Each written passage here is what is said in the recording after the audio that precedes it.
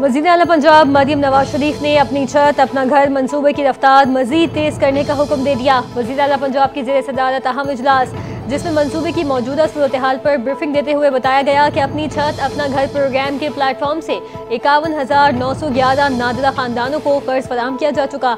अब तक 60 अरब 50 करोड़ रुपए की खती रकम तकसीम की जा चुकी है। वज़ीर आला पंजाब मरियम नवाज ने कहा, पाकिस्तान में पहली बार हुआ कि इतने बड़े पैमाने पर गरीब और बेघर खानदानों के लिए अमली इकदामात हो रहे हैं।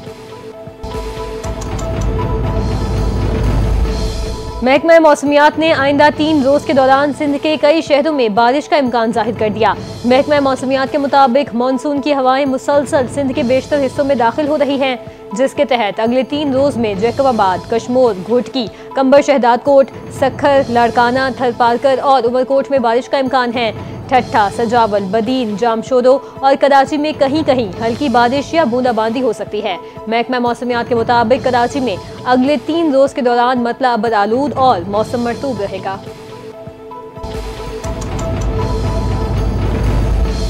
मुल्क में मानसून बारिशों का नया सिलसिला दाखिल। पंजाब के मुख्तलिफ अजला में मूसलाधार बारिशें जारी।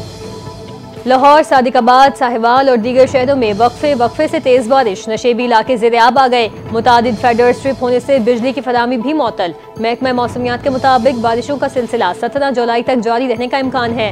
नदी नालों में तोगयानी और नशेबी इलाकों में सैलाबी सूरत हाल का भी खदशा। तौसा शरीफ में दरियाए सिंध में सैलाबी वेले की कैफियत के बायस मुतादिद राब्ता पुल ज़ेर-ए-आब आ गए।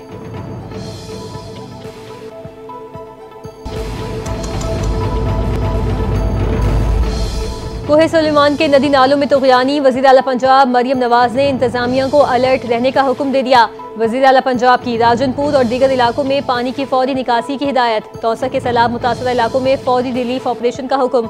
मरियम नवाज ने डीजी खान और दीगर इलाकों के मसाइल फौरी हल करने की भी हिदायत कर दी। वज़ीर आला पंजाब मरियम नवाज ने कहा, बारिश के पानी से आवाम खुसूसन खवातीन और बच्चों को मुश्किलात होती हैं। पानी की निकासी जल्द अमल में लाई जाए।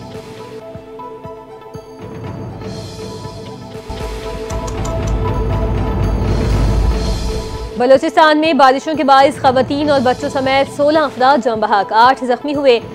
PDMA ने रिपोर्ट जारी कर दी। अमवात योब, ज़ियादत, मूसाखेल, खुजदार, लोरालई, रसबेला और कोलू के इलाकों में हुई। सैलाबी सूरत हाल के नतीजे में सूबे के मुख्तलिफ अजला में 58 मकानात को नुकसान पहुंचा। 47 मकानात जुज़वी जबकि 11 मकानात मुकम्मल तौर पर मुनद्दम हुए।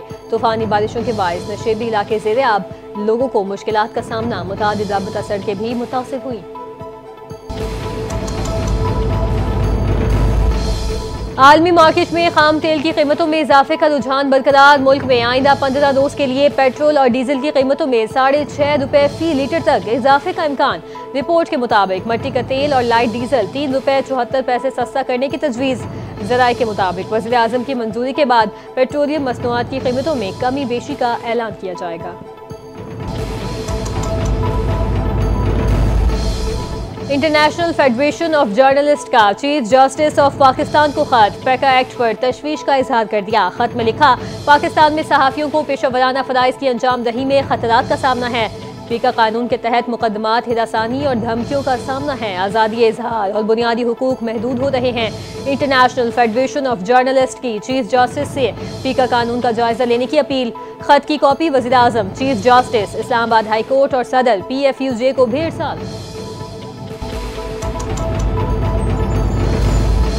PTI का एहतजाज पुरअमन न हुआ तो कानून अपना रास्ता अपनाएगा। PTI मुल्क में अदम इस्तेहकाम चाहती है। वज़ीर आज़म के मुशीर बराए सियासी उमूद राना सनाउल्लाह का दो टोक मौक़िफ़। कहा, PTI मुज़ाकरात की ख्वाह है तो रवैया भी तब्दील करे। PTI को एहतजाज और धमकियों का रवैया तर्क करना होगा।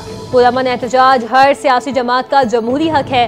गुज़िश्ता रोज़ सरबराह JUI मौलाना फजलुर रहमान से मुलाकात हुई। हमारी ख्वाहिश और कोशिश है कि मिलकर वोट का इस्तेमाल किया जाए।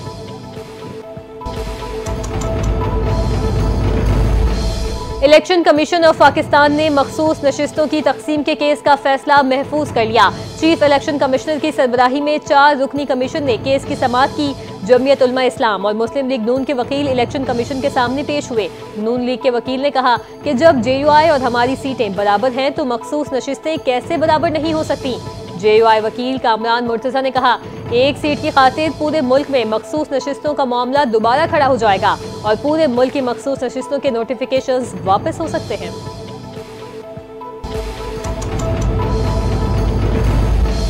सिंध के जिला कशमोर के कच्चे के इलाके में पुलिस और रेंजर्स की बड़ी कार्रवाई। मुश्तरका तौर पर जराइम पेशा अनासिर के खिलाफ बड़ा ऑपरेशन के दौरान 2 खतरनाक डाकू हलाक और 3 जख्मी हो गए। हलाक डाकुओं की शनाख्त अब्दुल रज़ाक और अब्दुल फतह चोलानी के नामों से हुई, जो बदनाम ज़माना चोलियानी गैंग से ताल्लुक रखते थे।